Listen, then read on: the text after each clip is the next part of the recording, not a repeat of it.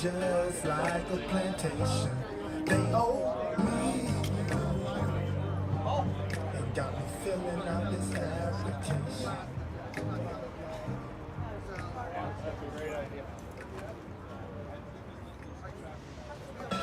Something my God said his lies, it was done and correct.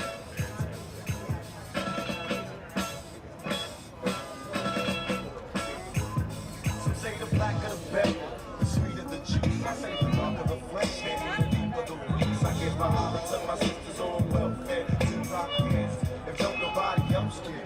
And I know they like to beat you down. When you come around the block, cross the square, realize try eyes, never let up. Forget it, but don't forget, girl, keep your head up. And when he tells you you ain't nothing, don't believe it. And if you can't learn to love you, you should leave. Cause sister, you don't believe it. And I ain't trying to gas you up, I just roll them how I see it.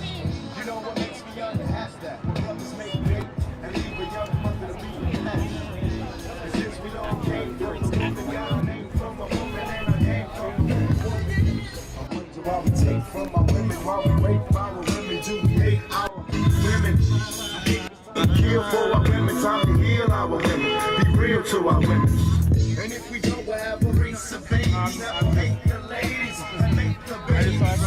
Since a man can't make one, like to tell a woman when and where to create. So man, get up. I know you fed up.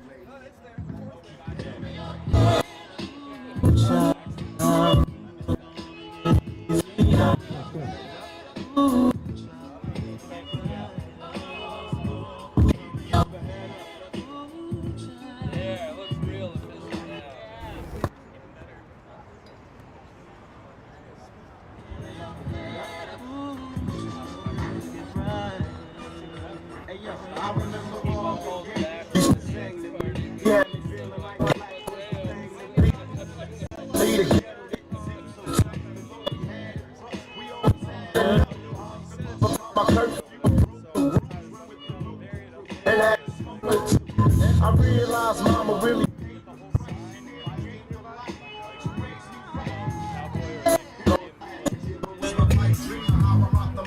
and make it to the make a dollar out of it. Be the chick that still think and it seems I'm heading for the pen. I try to find my friends, but they're blowing in the wind. Last night my body lost its whole family. It's gonna take the man in me to conquer this insanity.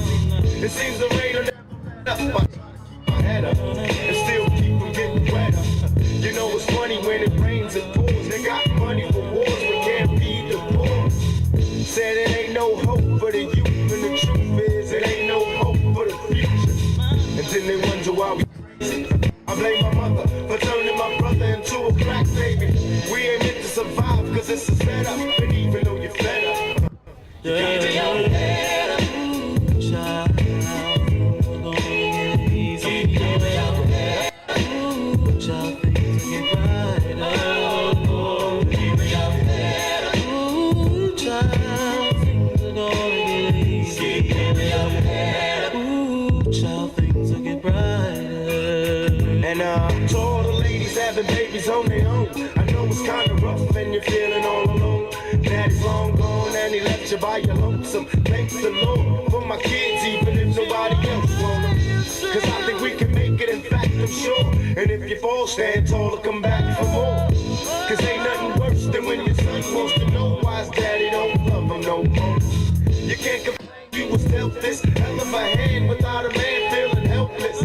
Because there's too many things to deal with, dying inside, but outside you're looking fearless. While the tears is rolling down your cheek, you're steady hoping things don't. And I was given this world, I didn't make it. And now my son's getting older and cold from having the world on his shoulders. While the rich kids are driving Benz and still trying to hold on to survive. And it's crazy, they'll never let up. Please, you gotta keep your head up.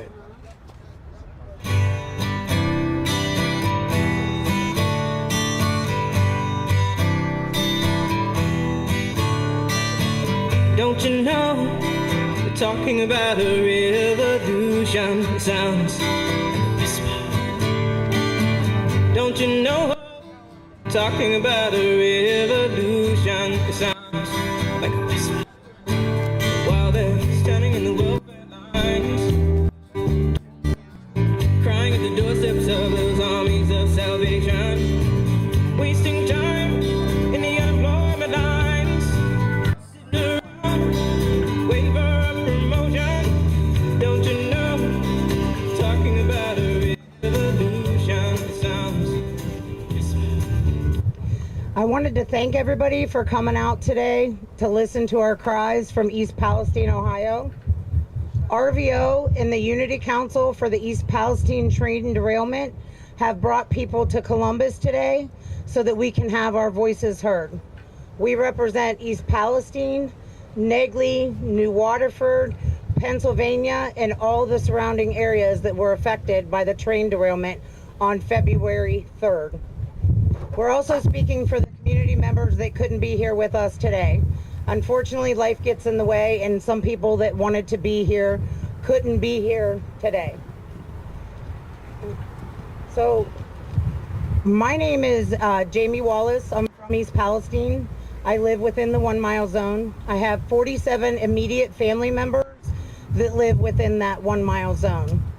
I was told when the evacuation was lifted on our town from Norfolk Southern and the EPA that it was safe to take my 3-year-old daughter back into my home. At that time, we had had no soil testing. We did not have the results of the water testing back. We did not even know what all chemicals were in our creek. We had air testing done on our houses, air testing that the EPA later admitted was done at insufficient levels. They were testing so high, they were testing for lethal limits, not safe limits. We have a right to clean air, to clean water, and to clean soil. Our children have a right to be in their homes and to not be sick. We are actively being poisoned as the railroad digs up the contaminated soil in our town. We have children with nosebleeds, ear bleeds. We're starting to see seizures in adults and in children. Skin rashes, all different types of ailments, and the EPA is telling us we can't find the pathway to exposure. There is a pathway to exposure, and it needs to be found. We have been left in the hands of Norfolk Southern. Norfolk Southern is playing God with human lives. We are left up to the whim and to the mood of the people who wait on us at the Norfolk Assistance Center. They may evacuate you, but not your neighbor. They might pay for your clothes, but not mine. They're deciding these things on a whim with no scientific knowledge, no scientific backing. These are human lives. They should not be left in the hand of the person who did this to us. We are victims, and we have to beg for any kind of help. The government has given us zero help. We have not even seen water bottles sent in from our own government. We are relying on other communities to take care of our immediate needs. It's easy enough to say just pick up and leave, but would you have the money to do that? To replace everything in your home? To pay a mortgage on a house in town and also on an apartment elsewhere? To buy all new clothes, toys, furniture, to replace your entire house? There are people that are stuck in these homes and they can't get out unless Governor DeWine makes a declaration and declares East Palestine a disaster. If Governor DeWine does not do that, we will continue to suffer. We have been suffering for 4.5 months already. Our kids have been breathing in these chemicals. They have these chemicals in their skin. Our environment has been destroyed. We're a community that depends on our wildlife to eat in the winter. We depend on the fish, the crops, the cattle. We can't depend on that anymore. And it's starting to feel like we can't depend on our own government to take care of us. Governor DeWine, we are demanding that you declare this an emergency, not tomorrow, not in 120 days with your extension that you applied for yesterday. We need help now. We are suffering and we need our government. We are United States citizens. It's time that you pay attention to us and get our families out of this toxic environment.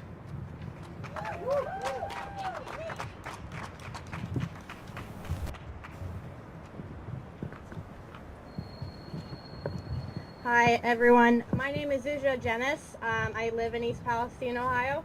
I'm here in Columbus today to demand immediate and necessary action from the state in response to ongoing chemical disaster and crime against humanity in my home of East Palestine, Ohio. At the hands of neglectful corporations and complacent government agencies, my family's lives have been unexpectedly uprooted and at no fault of our own, condemned to dangle in a hotel purgatory for over 4 grueling long months without answers about our future or even what tomorrow may hold. We need answers and we need safety. I am now homeless and my family has lost everything. We've lost all our belongings, everything's contaminated. Norfolk Southern says they're making it right, which is only adding insult to injury. We're not being taken care of in any substantial way. I don't know how I'll make it through this disaster on my own, emotionally or financially. None of us deserve this.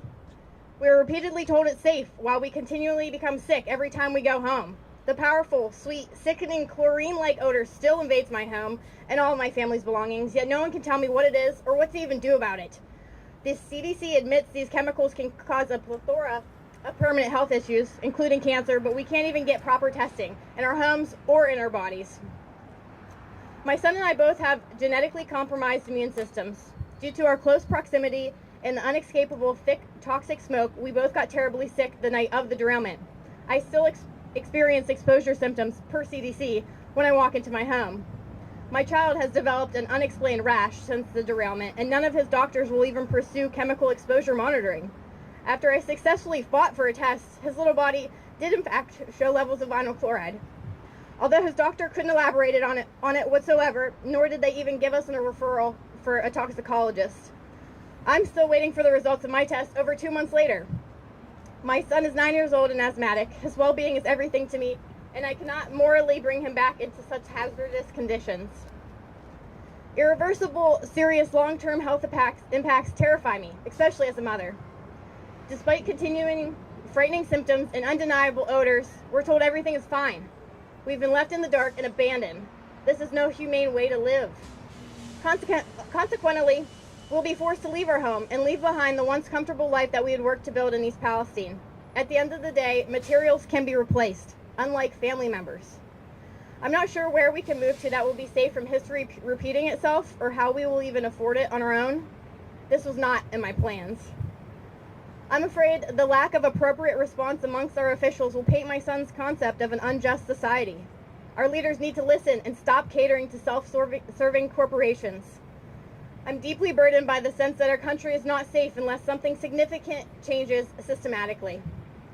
We've lost not only our sense of safety, but our health and our rights to life, liberty, and the pursuit of happiness. Governor DeWine and/or President Biden need to declare an emergency immediately and get every American citizen out of the affected areas. We need permanent relocation, not chemically laden homes or cramped, expensive hotels. We need proper testing and long-term monitoring, not gaslighting. The EPA themselves admit their testing isn't sensitive enough, yet we see no new action. State and federal agencies are supposed to oversee this operation, but they're much better at turning the other cheek to appease Norfolk Southern. Governor DeWine and President Biden simply refuse to speak to much of our community, and we have zero long-term reassurance from anyone about anything. Everyone seems to want to sweep it under the rug, especially once the railroad begins selectively buying out people, businesses, and politicians. Maybe denial is to blame. Maybe it's simply classic bribery. Either way, Ohio has a responsibility to protect its people. Most of us have been entirely neglected and left to our own defenses. In one of the most powerful countries in the world, I shouldn't have to fear if my little boy will become sterile, or if I will live long enough to be able to one day meet my grandchildren. We are human guinea pigs. Yes, our economy needs to make profit and transport goods, but not at the cost of human lives, not at the cost of our children's future. Unless an emergency is declared to set a precedent and these atrocities are remediated properly, it will happen again. The current systems between the government, corporations, and humanity itself are far from sustainable, And that is becoming tragically more apparent in the poisoned, sold out, and nearly forgotten small American towns like East Palestine, Ohio. We need an emergency declaration, and we need it today. We need an escape from this nightmare. Our children deserve better. Thank you.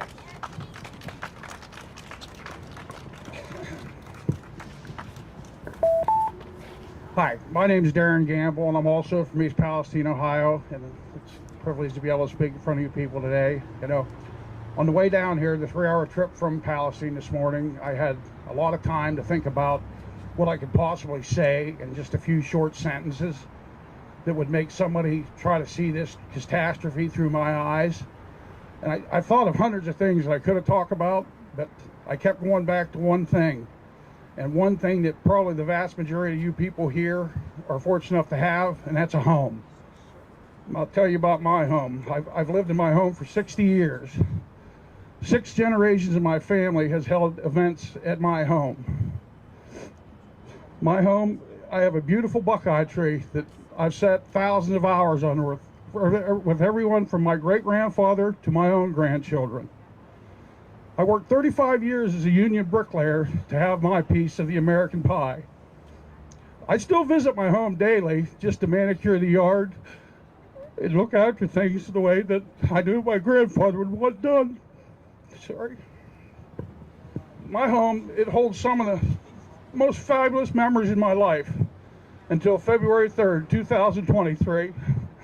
Now my home is a place where my wife of 40 years and my children and my grandchildren cannot even go for any significant amount of time because they come violently ill. And I'm sure that my home misses me just as much as I miss it. My home that is 3/8 of a mile from the train derailment, and as I stood on my front porch that fateful Friday evening and watched the raging inferno and the massive amounts of thick black toxic smoke rolling over the treetops, I just have to ask myself, is this the final chapter in my story of my home?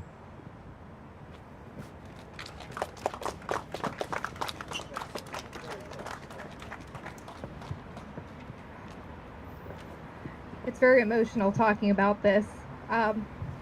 My name's Ashley McCollum, and I'm about a block away from where the derailment occurred. On February 3rd was the last time I was able to comfortably be in my home. The day that we saw the fire and where the trauma started. To this day, my son cannot hear an alarm without reliving the situation. He's 6. Every day we're reminded when we wake up in a hotel, we don't have somewhere to go. Other families are experiencing the same things. We're financially chained to the situation that's put in front of us that we didn't do. It's not our fault. But we keep living it. Our kids keep living it. They're feeling it. They're breathing it. They can't get away. We can't get away. The worst thing I have ever heard in my life from my 6-year-old son on Mother's Day, "I'm sorry, Mom, I couldn't get you the house that you wanted for Mother's Day so we can have a home again." And that is the worst thing a mother could ever hear. And these kids are all experiencing this, seeing it, feeling it. Some of them are having traumatic issues, and we're reliving it because we're stuck. We need this help now. We need someone to do the right thing. DeWine needs to do the right thing. Biden needs to do the right thing. East Palestine needs help desperately. My story, and everyone else has a story. We are living in it every day until something is done.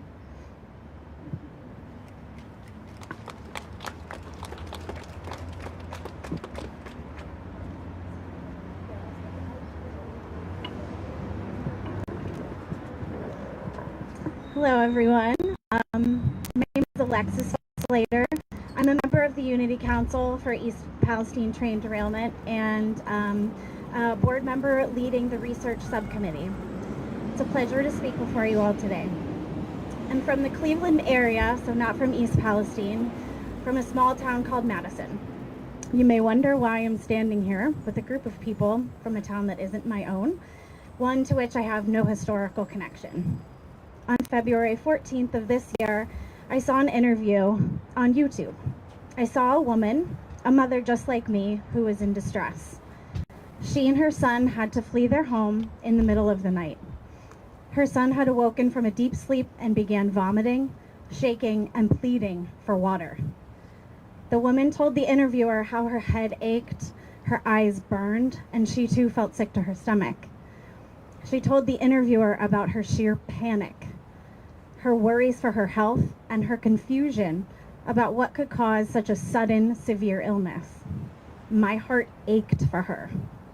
I saw myself in her eyes. As a mother who lives within 1 mile of 3 very, very busy train tracks, I wondered, what if this happened in my town? What if we have to leave our home in the middle of the night because 1.1 million pounds of vinyl chloride and countless other chemicals were on fire near my home? And is my town next?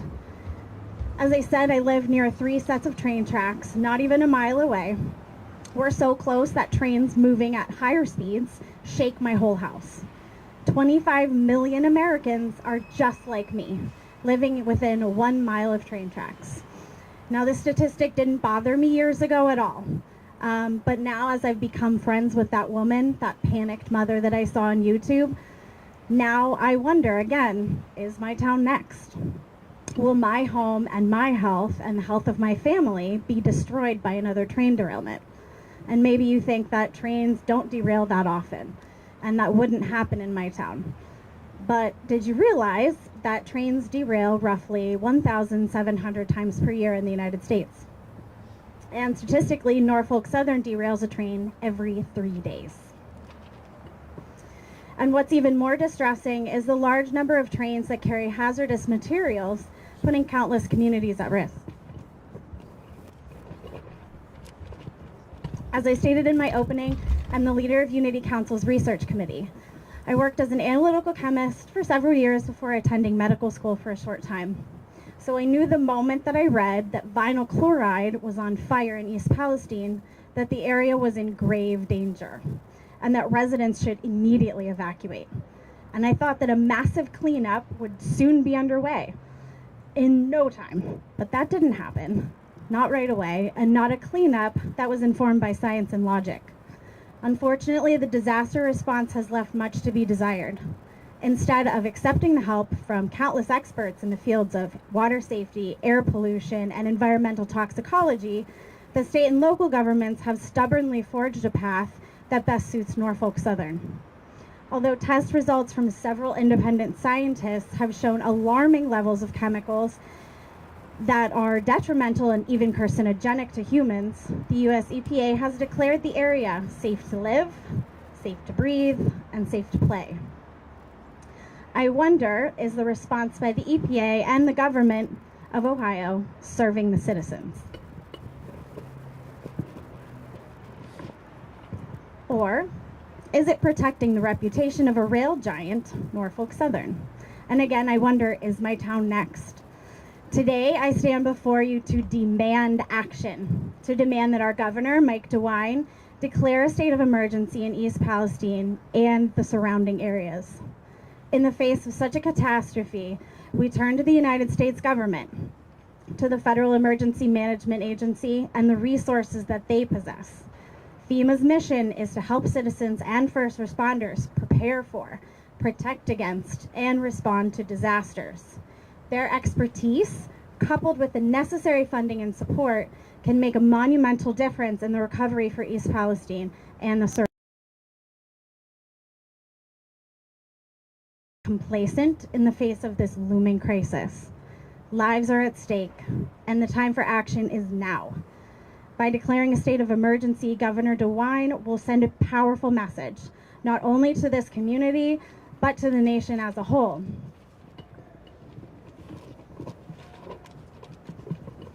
And it will say that the safety and well-being of our citizens is of paramount importance. This declaration will unlock vital resources for the community, expedite assistance, and provide the necessary framework for a swift and effective response that is so needed. We must not let corporate pressure stand in the way of protecting the lives of our citizens. Let us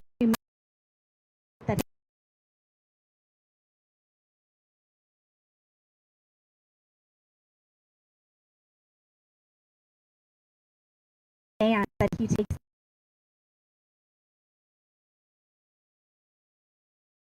Our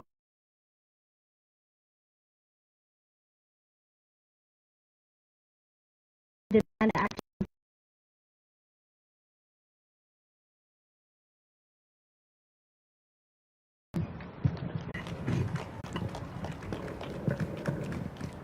Thank you. Thank you guys for holding up the sign. Thank you so much to everybody for being here today.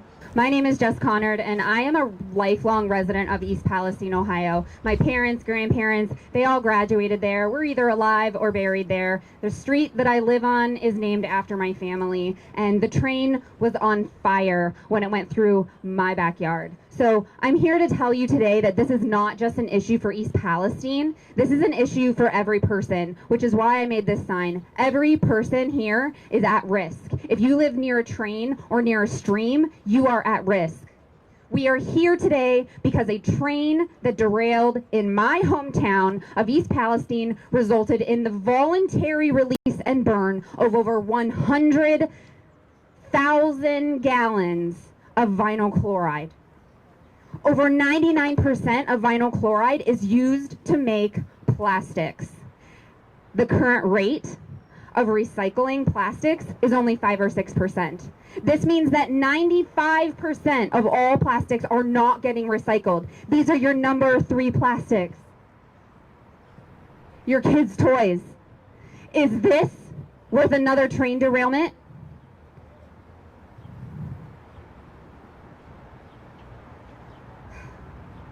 I understand vinyl chloride also makes PVC pipes, unnecessary plastic packaging. In 1974, vinyl chloride was determined to be a known carcinogen, which there are no safe levels of carcinogens for humans. That means for almost 50 years, we have had opportunities to shift away from using this chemical. We are here today because there is a serious lack of political will to shift away from plastics. And we must now demand that Governor DeWine assign emergency declaration for East Palestine. Again, I ask, is this rubber duck worth another toxic train derailment? Vinyl chloride is mainly used for pipes though, right? There are alternatives to every plastic use. You have copper, stainless steel. Do the research.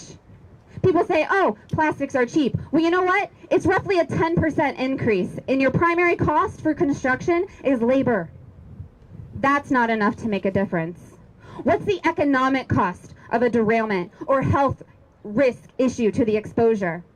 Every single day, vinyl chloride is manufactured in low-income communities and communities of color in Louisiana, Texas, and Kentucky, where it threatens the health of the local residents.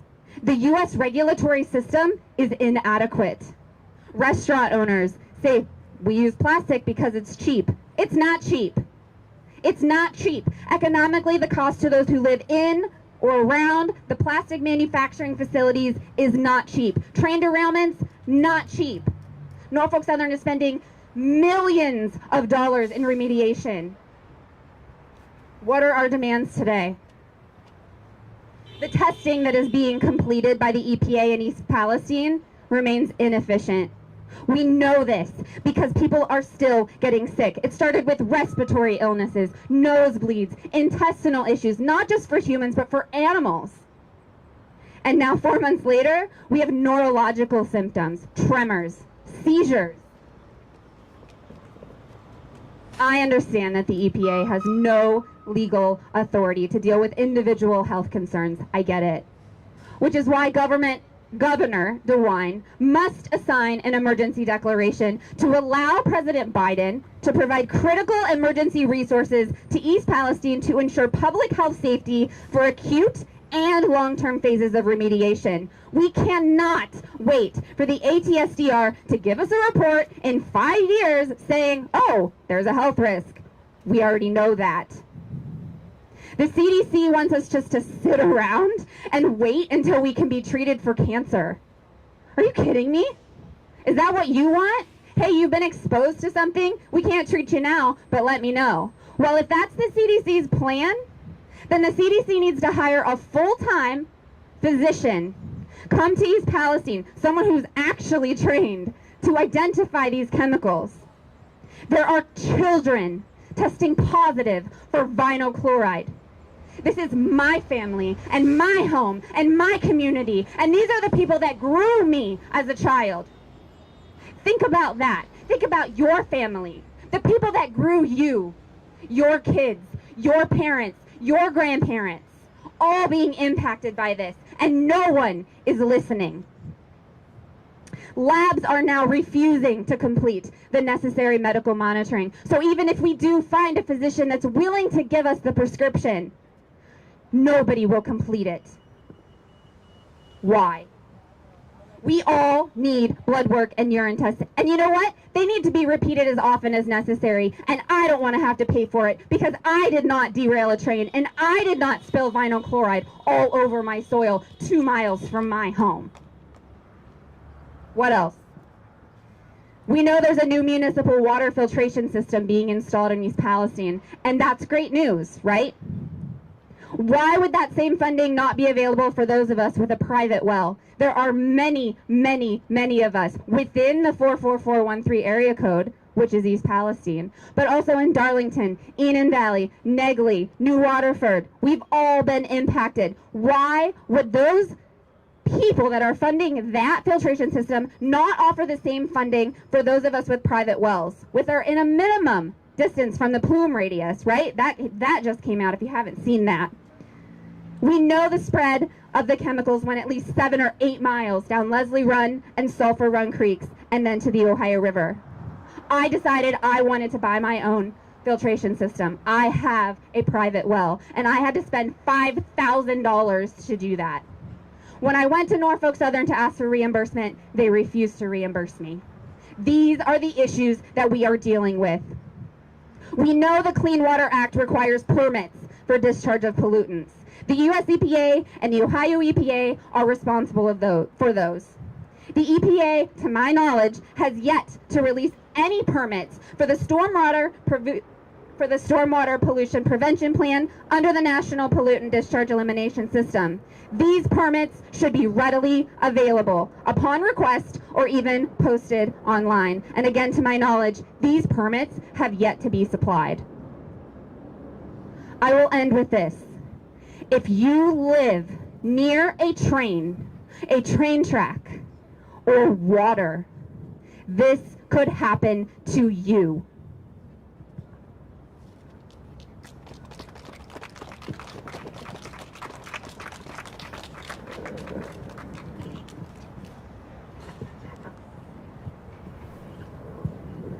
Hi everyone, my name is Hillary Flint and I am a resident of Enon Valley, Pennsylvania.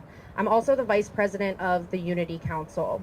I'm in Columbus today to urge Governor Mike DeWine to declare what happened in East Palestine an emergency. As a cancer survivor, I worry every single day that this is what's going to take me out of remission. If the soil was safe, Chase Kinder wouldn't have lost 1/3 of his sheep. Linda Murphy's horse Apache wouldn't have fallen ill. Taylor Holzer wouldn't have had to create a GoFundMe to save what was left of his foxes. If the water was safe, 32,000 minnows wouldn't have been killed. 5,500 amphibians, crayfish, and other aquatic life would still be with us. The water at Leslie Run Creek wouldn't have a sheen that's similar to a rainbow. If the air was safe, Amanda Kemmer wouldn't be having seizures. Lori Harmon wouldn't have chemical burns, and children would not be testing positive for vinyl chloride. If Norfolk Southern really wanted to make it right, they wouldn't let Shelby Walker live in her home that's at ground zero. They wouldn't be hosting events in contaminated zones, and they certainly wouldn't be paying professional athletes to make appearances.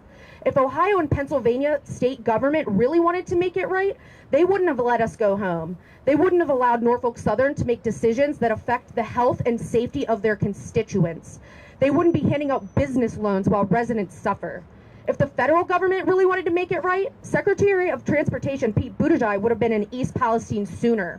Vice President Kamala Harris would have had to come and speak with residents, and President Joe Biden would have showed up to see the tragedy for himself.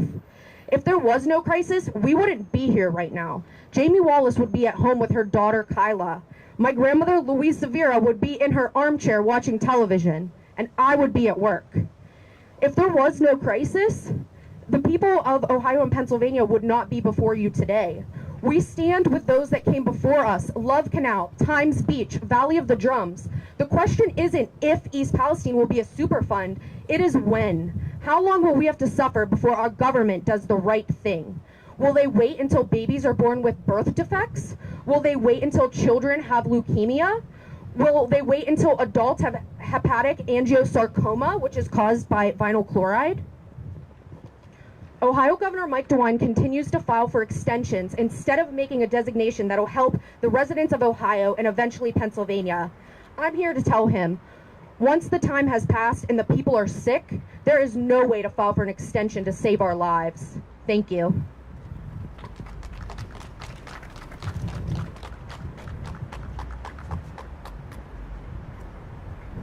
Good afternoon.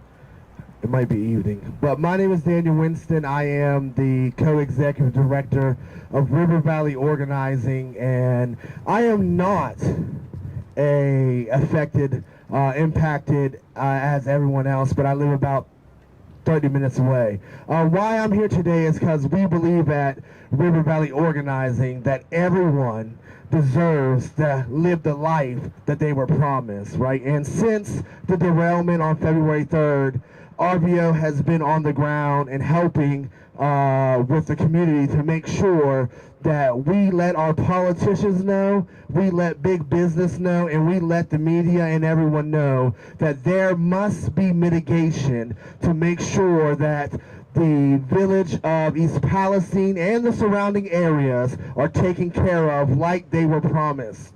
And so why we're here today is because we wanted to make sure we partnered with the Unity Council to make sure we brought people to the Statehouse, because we believe since they weren't coming to us, that we were going to come to them. Since Governor DeWine, when he came to East Palestine, he wanted to talk to businesses. He did not want to talk to the people that are here on the stage and the people that have talked. We were going to come to him.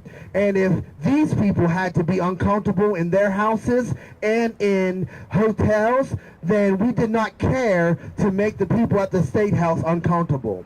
I heard something today that as we were in the Statehouse chanting and as they were doing some disrupting of session, Speaker Cupp of the House said it was a very bad thing that people came and they had the nerve to disrupt. And what I will say to Speaker Cupp is I heard that he stated that he came to East Palestine, but he came in secret with a delegation. So what I would say is this: Speaker Cupp, if you did not want the people to come to you, you should have came to us, and actually came to us and was visible. So what we are going to be doing, because I won't be with you long, is this.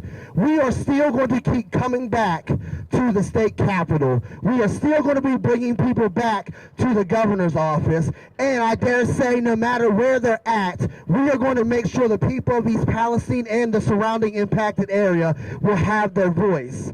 Here at River Valley Organizing, we believe that the people have the power.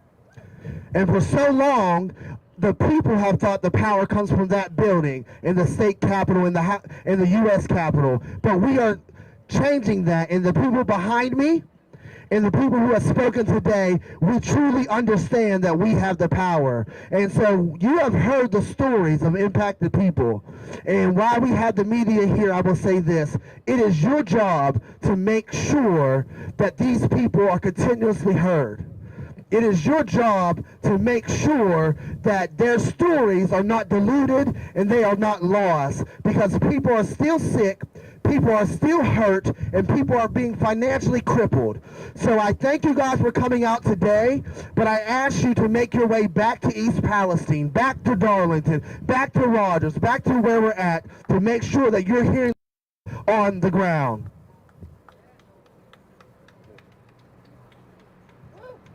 Yeah. So today, I thank you for coming, and I hope that you give each of us your card. Jamie is back there. She's the president of the Unity Council. Hillary is over here. She is the vice president of the Unity Council. My name is Daniel Winston. I am the co-executive director of River Valley Organizing, and I'm hoping that you continue to speak with us after today. So thank you for coming. I want to thank everyone here for doing your job and holding these things and then going to the Statehouse and doing what we're doing, because we drove 3 hours. And that's a shame that impacted people had to drive 3 hours to get people who are paid to represent us to actually listen to us. So we ask you today to make sure this message is heard. Thank you very much. Okay.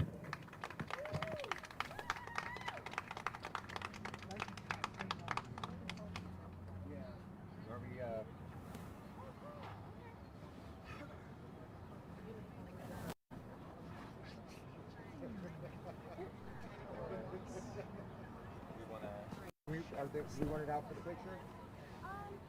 Or just the picture? Yeah, we'll just use the small one. Okay. That way we have that rolled up. Thank you. Thank you guys for standing up there. I got standing up here for 5 minutes. Everybody's speech. How many pages?